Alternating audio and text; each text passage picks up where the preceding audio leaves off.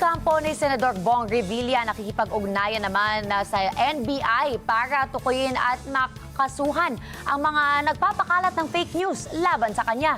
Sinabi ng kanyang abogado na si Attorney Raymond Fortun, may natukoy na silang mga personalidad pero tumanggi munang isa publiko.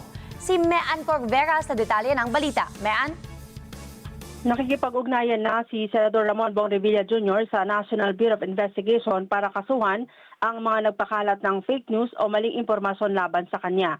Ayon sa kanyang abogado na si Attorney Raymond Fortun, 5 hanggang 10 ang kanilang sasampahan ng cyber libel case at kinukumpleto na lang ang iba pang mga dokumento.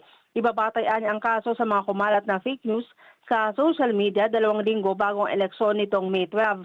Sa mga kumalat na post online, pinalilitaw na may nakapending na kaso pa sa Sandigan Bayan si Revilla at wala raw siyang balak na bayaran ang civil damages. Sabi ni Fortun, 2018 pa inabsuelto ng anti-graft court si Revilla at dahil pinawalang sala, hindi dapat magbayad ng anumang civil damages.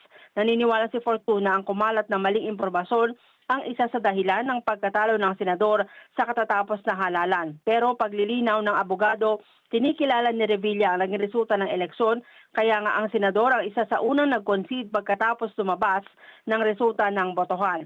Narito ang bahagi ng kanyang pahayag. Accepted the decision made by the Filipino people, that he is not one of the 12 chosen.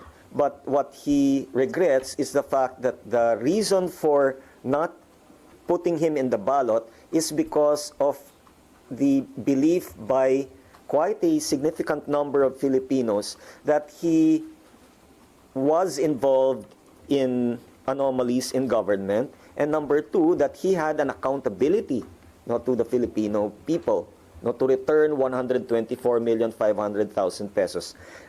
And it is very obvious that, it was done by certain individuals. We don't know at this time if it is a coordinated or an orchestrated move. Mean Corvera para sa Mata ng Agila, matatag, matapang, matapat.